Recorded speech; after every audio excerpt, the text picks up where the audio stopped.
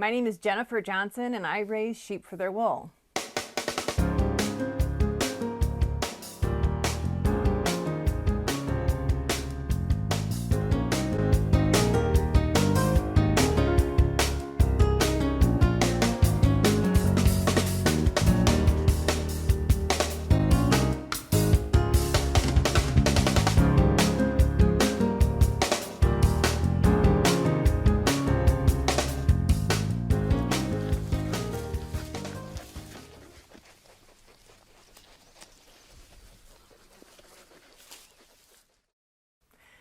I'm really excited to be down in the wool cave making a video to update you on all the projects that I've got going right now. I am gearing up for Fiber Festival season. So my first festival is September 16th.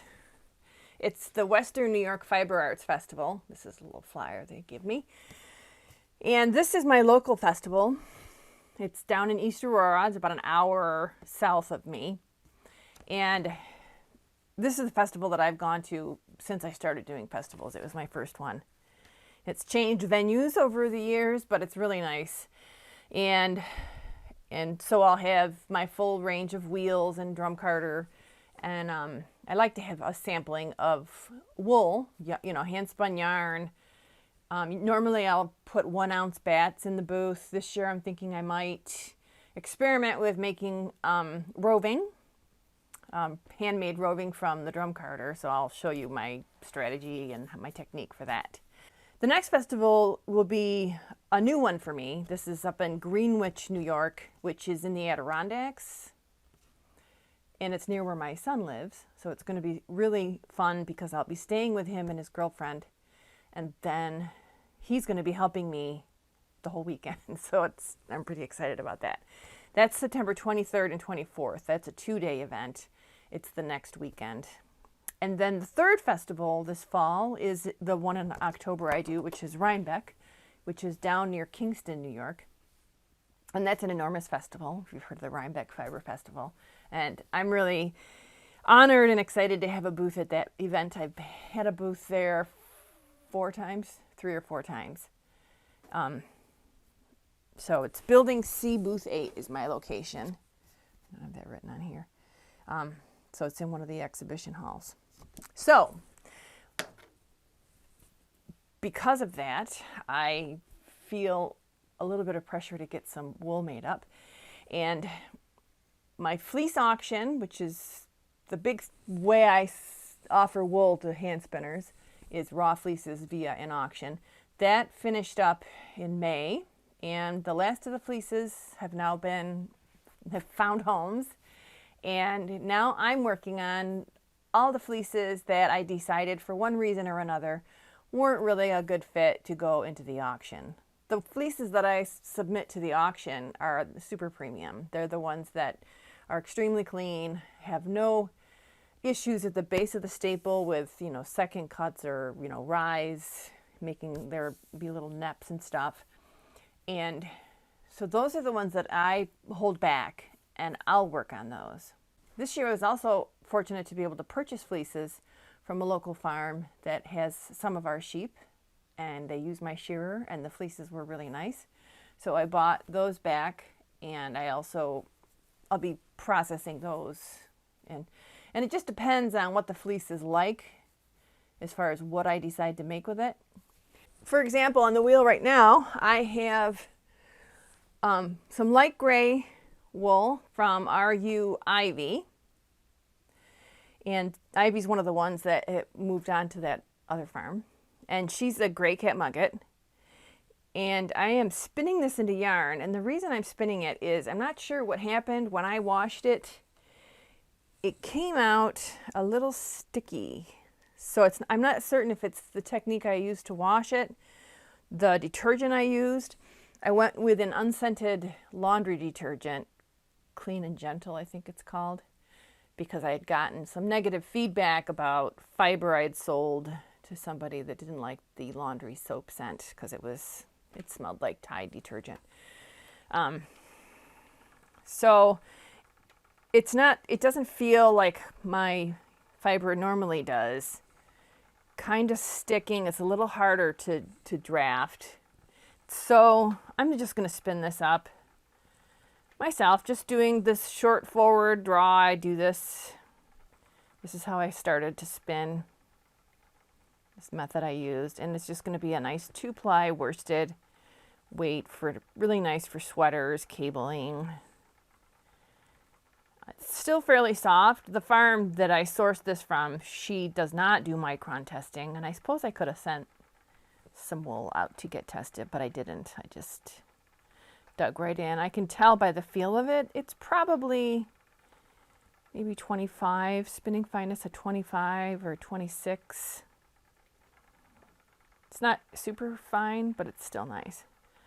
So I have I have a bobbin already made up.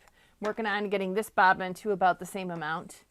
And then, like I said, I'll just apply that on my Hanson e-spinner. What I'm spinning on is my vintage rose. This is the rose from 2000, 2001, somewhere in there. It's, you know, it's older, it's 20 or more years old.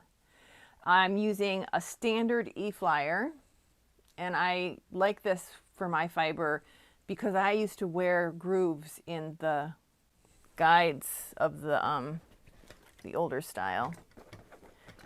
Actually, here it is. This is the Delta Flyer that came with my wheel. See, I wore a groove in the cup hooks, and I've got a groove worn in the flyer hook here. And what happens is that makes like a sharp edge, and it cuts the fiber as it winds it up onto the bobbin. So, and that's just mainly because I spin a ton of fiber, and I don't scour my fiber to the point where there's no lanolin left in it, so it has a little bit more abrasion. So the ceramic lined hook, guide, and orifice work really great for me. I use standard bobbins, and then when I ply, I usually will use my e-spinner. So I don't know if I've had this for years as well, but I'll just ply it on my Hanson. I never change the setup of this thing, and it always just sits right here for plying. So I've only got 3 locks left of ivy to spin, and then I will go to the carding table and flick up the balance. So while I'm sitting here, I'm going to show you some knitting projects. Oops. So one thing, project bags. I've been asking for project bags as Christmas gifts, and I've been getting them, but I've got a lot of projects. So my knitting mainly is about making samples to show my wool in various forms. And I have certain samples that I always like to have on hand. So for example, I always like to have on hand a hat made with the Bumbly yarns. And I like to have a Fair Isle sample. And then a nice variety of hats, both the worsted spun, woolen spun. And so I'll use the same pattern for all those samples. And so I have different bags for each sample that I make. And I just, you know, reuse it, all the same stuff. I actually have the pattern, the needles, the clippers, and if I need any kind of tapestry needles or anything, I usually just have one per bag. What I've started to do now, because I was using shopping bags and they kept on ripping and the needles kept falling down through the corners. So now, because I used to work full-time in an office and I was fancy, so I had handbags. Now I use my old handbags for project bags. So this particular knitting project that I'm working on is, I don't know if you remember, if you followed the channel back in the day, but I was, when the guild started picking back up after COVID, they were doing really great fleece studies. And this one is a fleece study of the Hog Island. And what I'm doing is I'm just going to make a wrist cuff, because I want to do this for all of the ones that I do. And I have this sort of as a standard for what it feels like on the wrist, if it feels prickly and if it feels elastic or whatever. So that's something I'm working on right now, and I'm just using double pointed needles. I was raised on double pointed needles. I don't know, I'm just very comfortable with them. And this is just a 2-ply worsted spun that I combed because the fiber was kind of all jumbled. The lock structure wasn't real defined. And normally I like to flick, but because it was so jumbly, I just kind of put it on the combs and then dizzed it off the combs to get like roving, I guess. So that's one knitting thing that I'm working on. The other project bag, this one I just got for Christmas. I really like it. And I just realized, oh, here we go. JD Studios 480. So actually I have one bag maker that I really like, Sue Carlson. And I gave her Etsy shop to my boys for a gift idea for me. I like to give them ideas. And Andrew went on her site and didn't see anything, or she was out of stock, I think, because her stuff is really popular. And so he went and found another supplier of knitting bags. And so I was kind of weirded out by this, but then I realized I can use this sort of like a backpack. So now I put the straps over my 2 shoulders. It's awfully handy. I was knitting with this bag last couple of nights ago. We were at a nice little restaurant on the patio. So this bag holds my market bags. So I used to make market bags with hand spun from my sheep. Now what I'm doing is I am plying off of the bobbins from demo spinning. So when I bring the wheels to fiber festivals, they're there for people to spin on. And many people like to spin colored yarns and different types of fiber. So I don't exclusively put my wool on the demo wheels. I like to offer a variety. And so what I do now is I ply those, because the bobbins get pretty full by the end of the season. Ply them just randomly and use that yarn to make these market bags. This pattern is the Mason-Dixon knitting, and I think it's called the Monteagle bag. I'm going to say I made 30 of these, and I used to just put them in the shop. This is the pattern. It doesn't even have the name of it because it's probably on the first page. And the pattern is like a washcloth. Pretty sure it's called the Monteagle bag. This is one of them. Almost finished. I'll put this up for sale, but it's just fun. You know, I'm imagining that I'll talk to the people that demoed the wheel last year, and they might point out that one part that they made. I don't know. I still have to stitch it up. Still hate sewing, so that's always the thing. What if I have to thread a needle? That's always something I really put off. I'll probably do it like the day before the first festival I have. It's just my thing. So I got to finish that up. The Hog Island sample, I believe the guild is going to go over Hog Island next week, so I got a week and a half to finish that off, and I'm almost done with it. Okay, so this is a sample I made. I can't remember what the U is that I got it from. I think I was Frig. I sold Frig to a Center for Discovery, which works with developmentally challenged people. And they have a nice farm there, so a whole mini flock went down, and Frig was with them. So I rued Frig this year that this wool came off, and I rued Frig, and it was a mess. I didn't do it carefully, and I can't remember why. But I just took the wool, washed it, and it was a hot mess. Just kind of, I'll show you.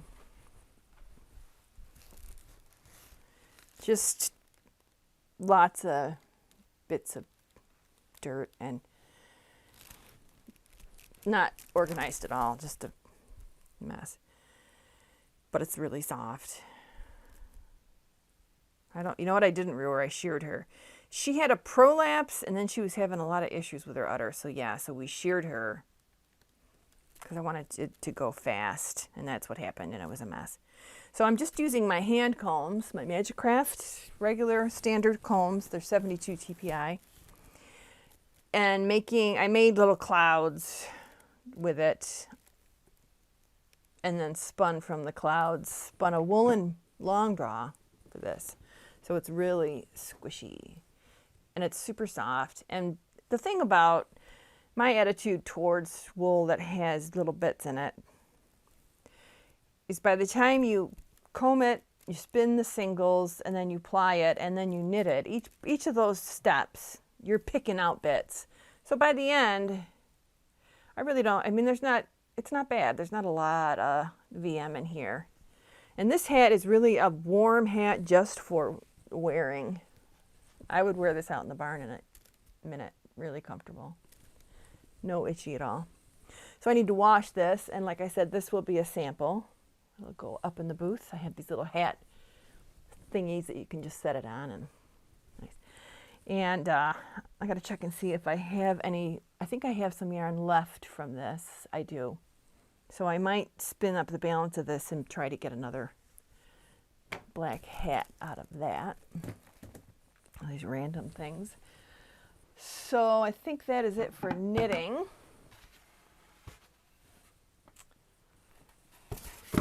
Oh, here's one of the last bobbins I have from this is a bobbin that was on the Aura, so there's a lot of really fun bulky stuff on here to ply for the market bag. So I got that. All sorts of crazy stuff. Then I've got some bumbly yarns. Let's see here.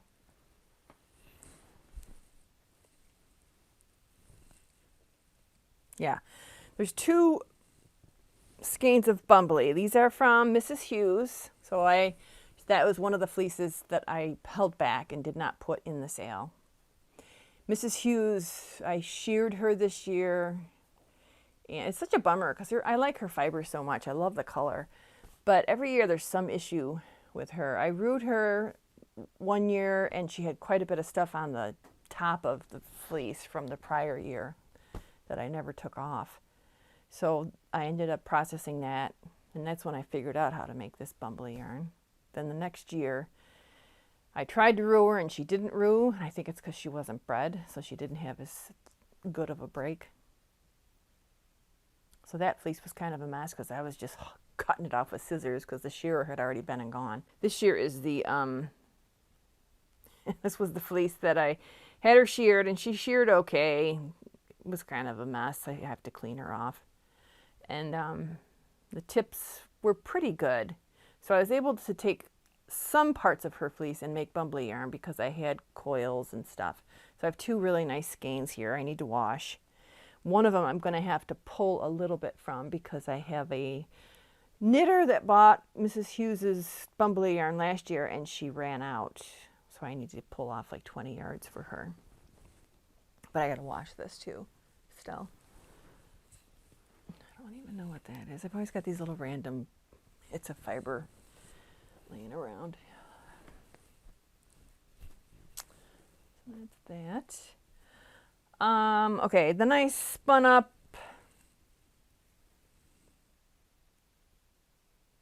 I don't know who this is.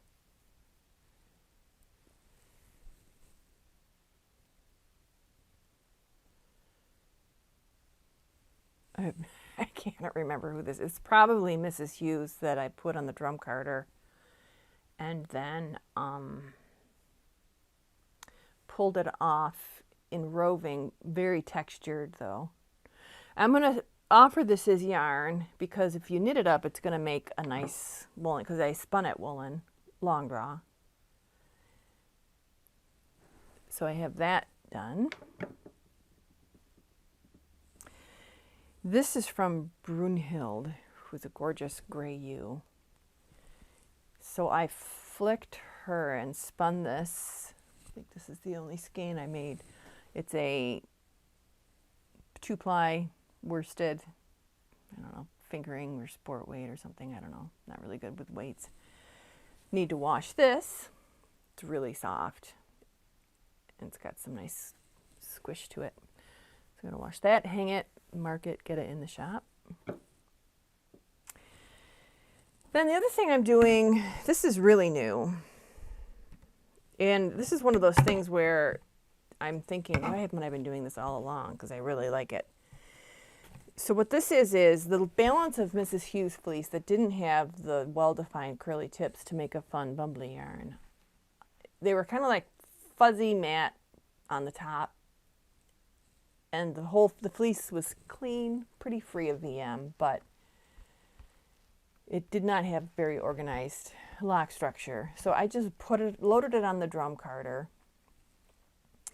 And then I used the 2 dowels that come with the blending board to make Rolags off of the drum carder.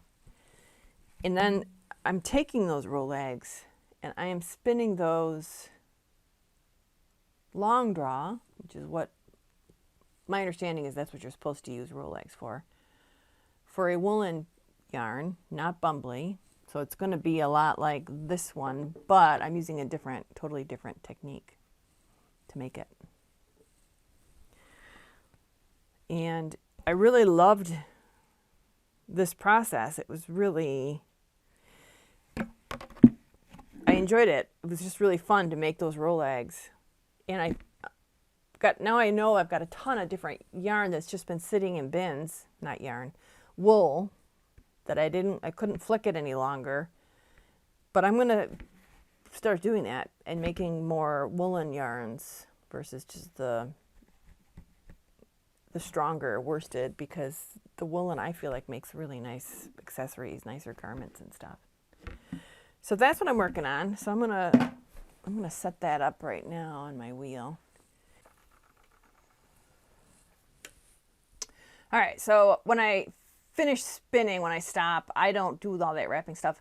I try to make sure that I leave the end unspun so that I don't lose it on the bobbin. You know how that is, where if it gets like really hard, thin and pushed down against the yarn on the bobbin, it's hard to find the start the next time you come back to it.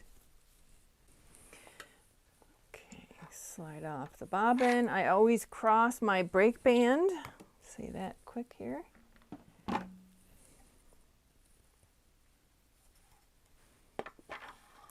These are the old plastic bobbins that came with my wheel. They don't offer these anymore. I just use them because why not? So because all my guides and hook are closed, I need to use an orifice tool. And I'm just noticing now that I've got this backwards, I am going to switch it. Normally I just go with it, but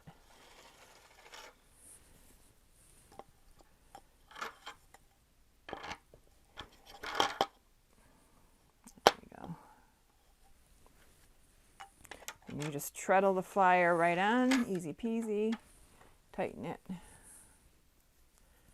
But you hold on to the whirl when you tighten your flyer because they're both on the same shaft.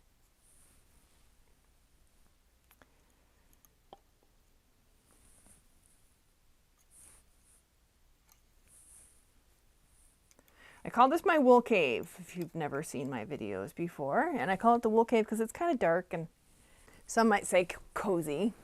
Others might say dank and depressing. And also, it's just a mess. There's like storage, household items. At some point, when I'm not busy, I'm going to go through and organize it. But I don't know, there's always interesting things to do, so cleaning isn't. I like to clean, but I like making things a lot more and taking care of animals. So, all right, so I've tilted the stem. Forgot to say that while I was doing it. One of the cool things about the Rose and the Susie and the Aura wheels from Majacraft is you've got a lot of flexibility with how your wheel sits. Now, one other thing I need to do, and I forgot to do, is I've got to speed up the rotation of the wheel. So I'm going to go on the smallest groove on my whirl and the largest groove on my drive wheel. So you've got multiple grooves on the drive wheel as well as on your pulley. So there's a lot of ratio options. You can actually turn your pulley around if you're not getting the ratios you want. But this slow pulley on the fastest groove has always served me well while I'm making these woolen long draw yarns. Sorry.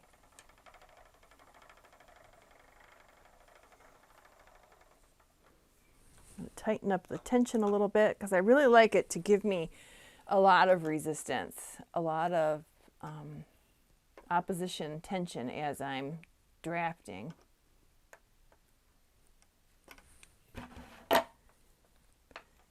I broke the tension knob off a while ago, and there are I have replacement tension knobs, but it doesn't bother me.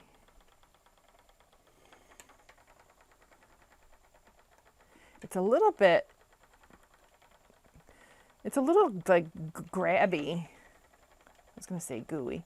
It kind of feels, I always say, when you're drafting this really super fine Shetland fiber, it sort of feels like you're drafting like chewing gum. You don't feel like the crackly crunchiness that you would feel like with a Romney or whatever. It just sort of glides out of the...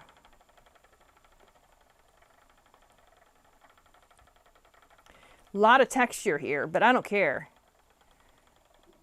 I like how it looks. I like the fact that I'm using fiber that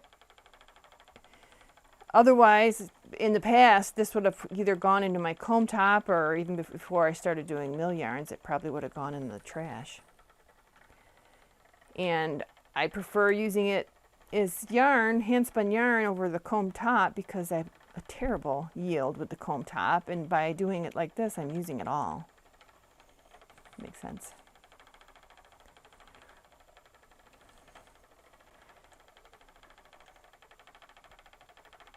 So this is doing that long draw woolen with the Rolags.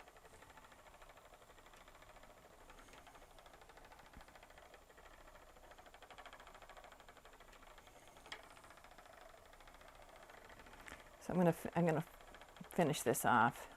I made all the Rolags and I weighed them and then just split them in half. So I've got this many here to finish on this bobbin, and then I'll create another bobbin.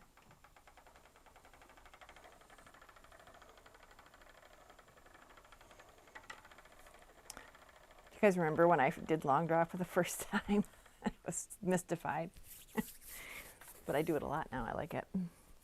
So yeah, so that's the stuff on the wheel. I'm going to take you over now onto the carding table and show you what Ivy's fleece looks like on the carding table. And then we're going to go to the drum carder because I'm going to show you something I'm drumming up. Drumming up. All right, so I just wanted to show you what I'm working on here as far as Lily's fleece, Ivy's fleece. So this is, like I was telling you before, this is the fleece that I purchased from the farm, and it's actually pretty free of VM. There's certain parts of it that have a lot of it, but it's pretty big, and it's mostly just at the tip. It's not down into the base, so it's not a big slog of flicking to do. So the thing that I'm just struggling with a little bit is that the top part of the staple is kind of mushed down.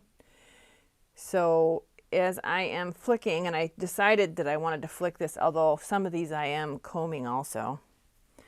I mean, the staple length is pretty good, but it just looks really short on the fleece. So that's kind of an issue that I'm having. I just found a source for the leather pads. I used to use denim, but I went through it really fast. And plus that my boys, they don't go through jeans like they did when they were growing, so I don't have as much to work with. I like the leather better anyways. So I'm just sitting here. I've been binging. There's television's right here, so I watch TV while I'm working. Binging Veronica Mars. It's like an early 2000s show. It's like a detective teenage show.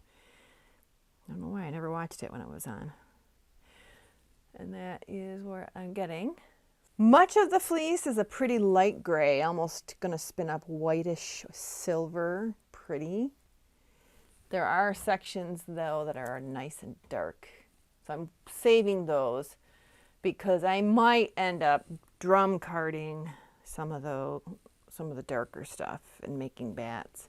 Depends on what it feels like. If it all has that sticky feel to it, I'm just going to spin it all. This is my Majacraft flicker, and this is how I spin the majority of my fleeces when I'm making that 2-ply worsted yarn. There is waste here. So you're going to have more waste if you're not holding onto the lock really tightly. And because this is a little on the sticky side, you really have to hold it because it's sticking together and it's tending to want to come off on the carder. And then I have a bag here for my waste. Now I'm now at the point where I just throw the waste away. I don't really need it for any kind of projects, felting projects or anything like that. And it really can kind of build up really quickly because I go through a lot of wool. So I just put it in the composter. Which I guess is a use.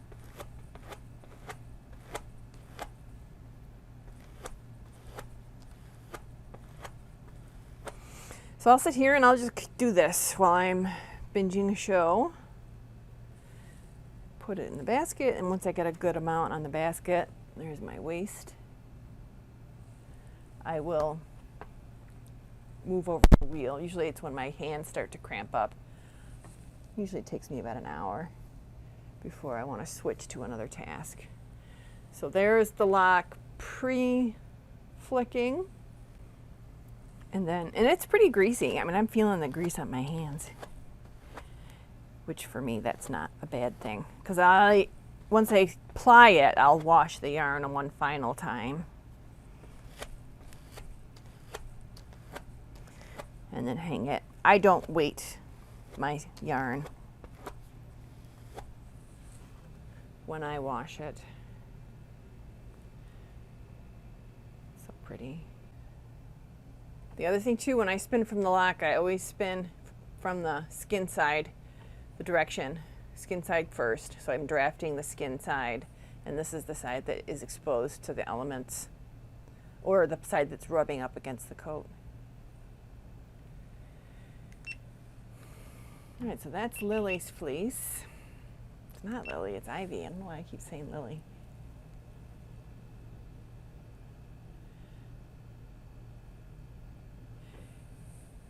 I think it was the correct thing to do to move her on.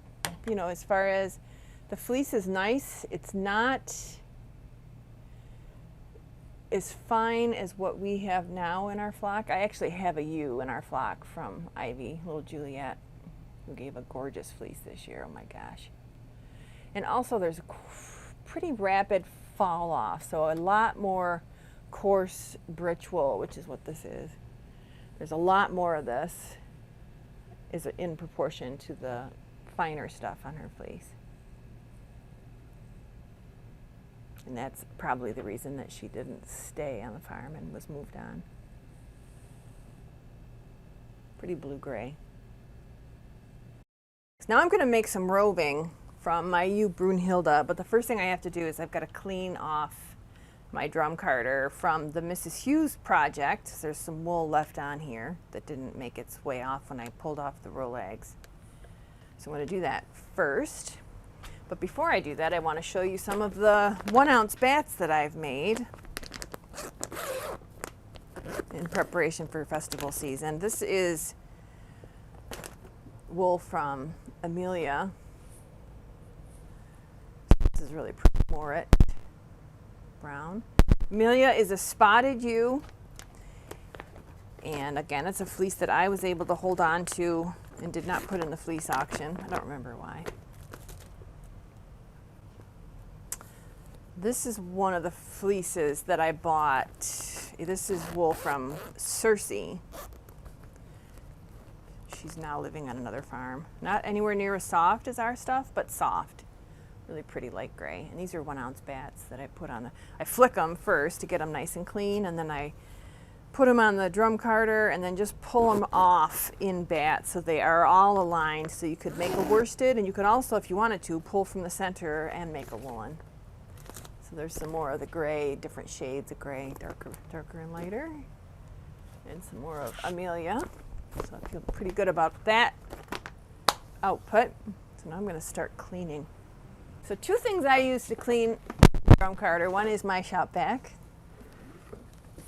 and the other thing is my bent up knitting needle. The shop vac, I put the corner tool on.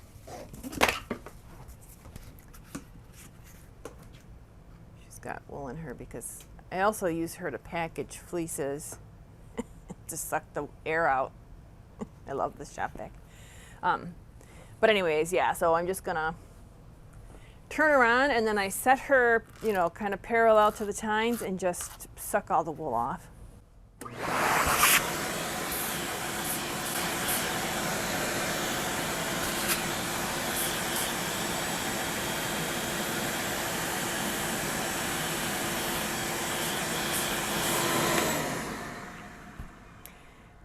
And I'll do that same thing with the Liquorin.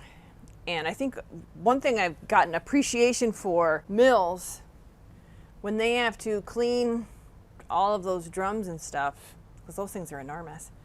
I've never seen them do it, but I just kind of have an appreciation now for what's involved. So I'm going to finish cleaning off this, and then we're going to work on another fleece.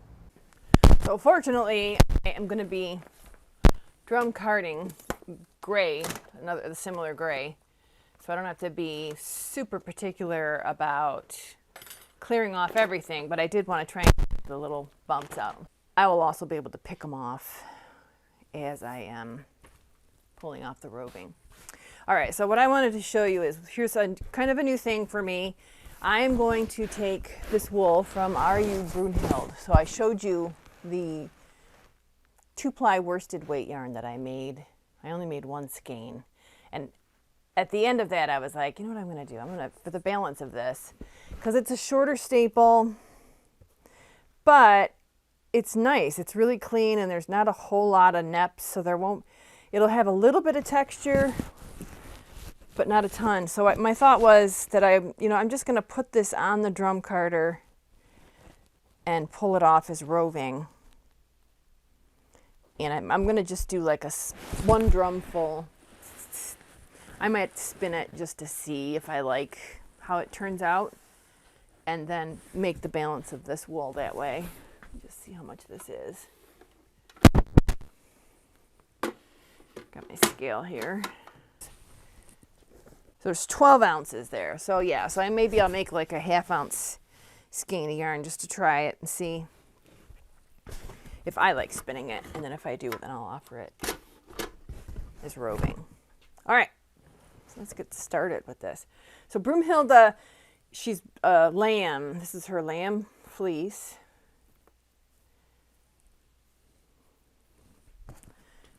And this out of the way so you can see. So this is the Majacraft Fusion Engine Carder, drum carder. I use the 128 TPI cloth.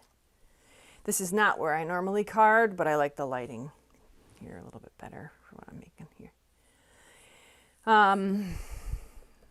I don't engage the burnishing brush. The burnishing brush is integral, only because I feel like it tends to create.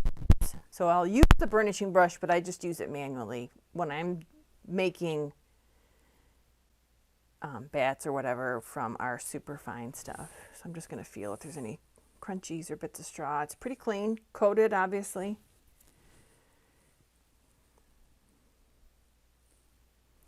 The base of the staple's got this kind of white color. It's not, there's no material here. It's not like a lanolin buildup or anything like that. And it might be a little bit of a neppy situation, but we'll see. Let's just go. I'm not going to worry about it.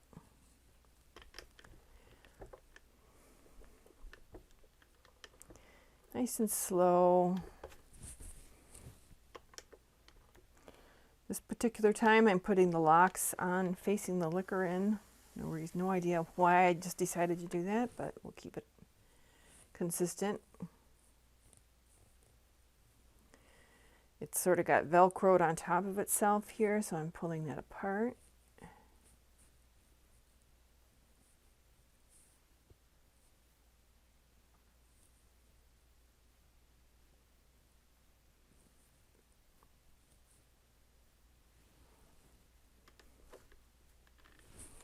Brunhilde's out of Yuki, who is one of the ewes that we did AI on last fall, artificial insemination. And we just loved what she looked like. So I don't have it clamped down onto the table right now, so that's why I just shifted a little bit. So it is going to have some texture, but that's okay. It is what it is. And fortunately, the tips are staying fairly tightly coiled. Oh, I like that.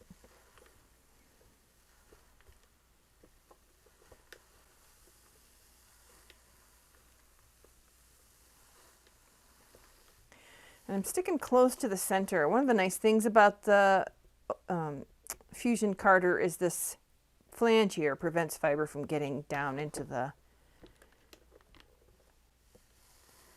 moving parts where it's connected. But also because I'm going to be making roving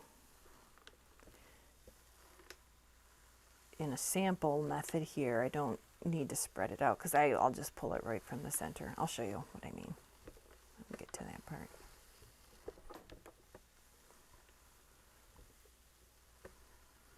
Not a lot is staying on the liquor in, which is good.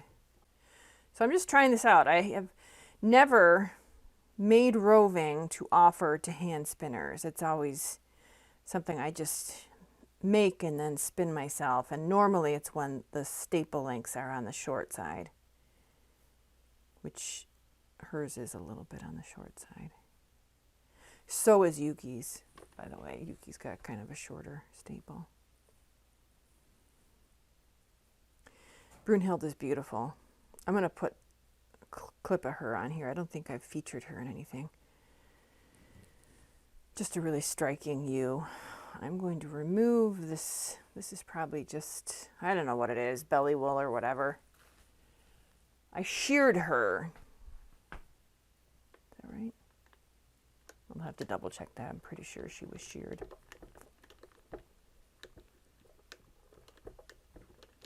Really gorgeous charcoal. She's a really dark gray catmugget. Well, that's a pretty decent length, but that's okay. I'm staying with this thing. With the lamb fleeces, I really prefer to just drum card them right on to the carder so that we don't lose any of it, because it's like so pristine. Practically perfect in every way, just like Mary Poppins. So the drum's getting a little bit loaded, so here's what I do. I just manually, and I always skip where the join of the carding cloth is, because I feel like if the brush goes up against there, it makes a little bit of a bump. I mean, this yarn is going to be bumpy anyway, so I don't really mind, but. And notice how very, very slowly and deliberately I'm going. Anytime I feel where it's a little more resistance, I go even that much slower until it resolves. It's really shiny.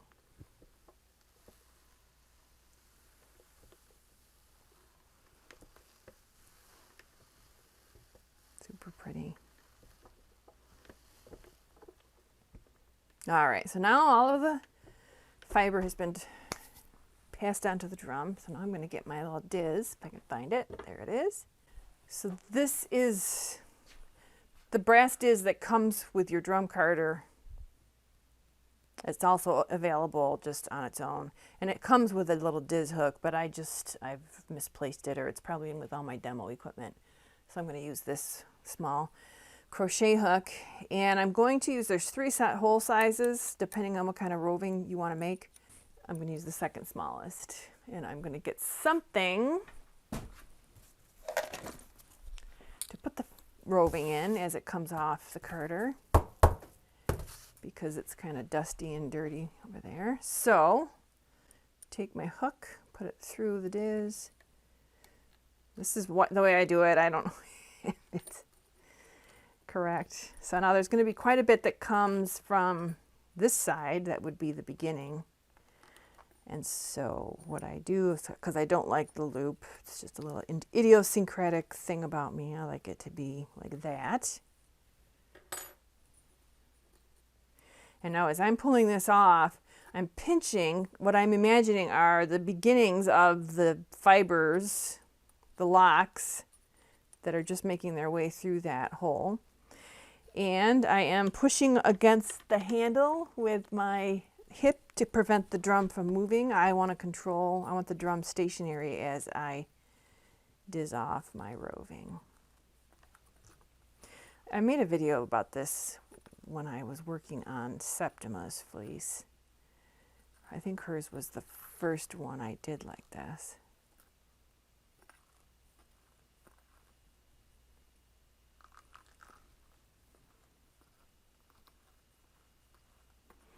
I'm happy with the choice of that second, the middle-sized hole. So there's consistent texture, right? Which I'm okay with.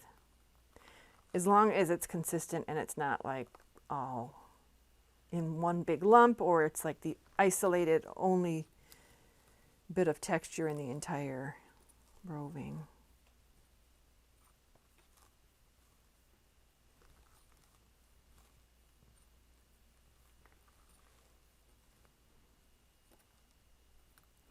There's a little piece of something crunchy. See, this is what I'm talking about. If you've got VM, a small amount of VM in your fiber, don't spend time removing it before you start to process it, because you touch it so many times that eventually, right? Eventually you're going to get it all out. I'd love to hear what you think about that. I'm talking about sprinkles of VM. I'm not talking about something that's just absolutely saturated with it. If that's the case, you probably shouldn't be processing it. And go to the next fleece in your stash. Don't frustrate yourself with all that nasty VM.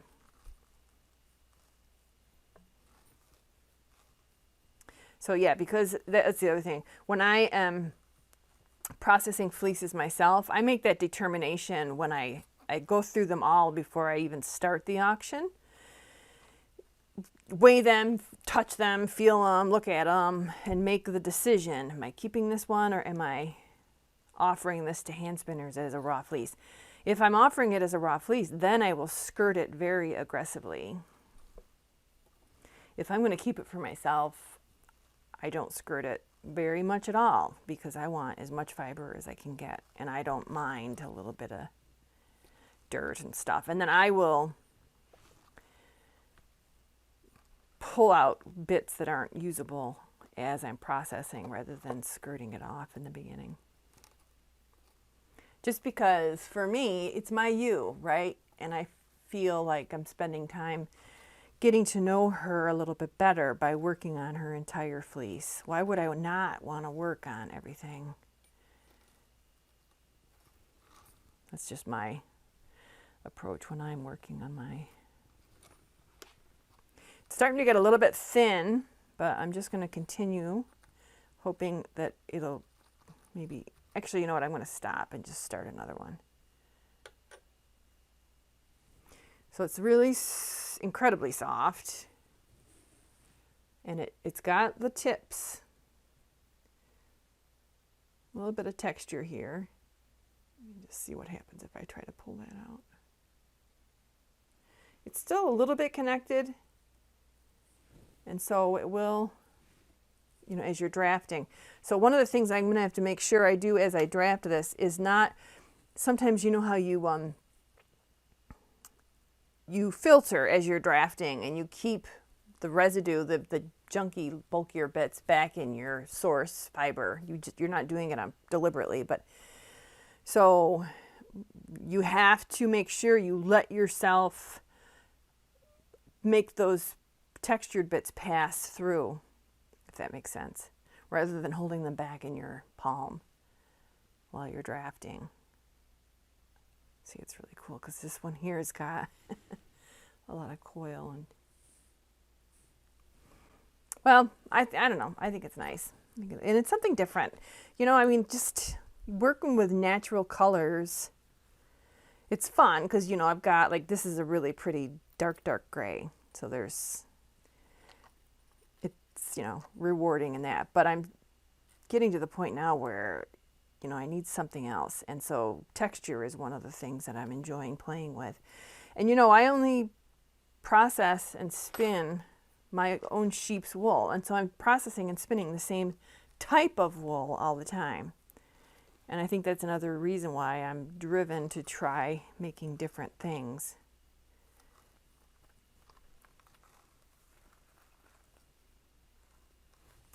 Because, you know, I've said this before too, I think. I identify as a farmer.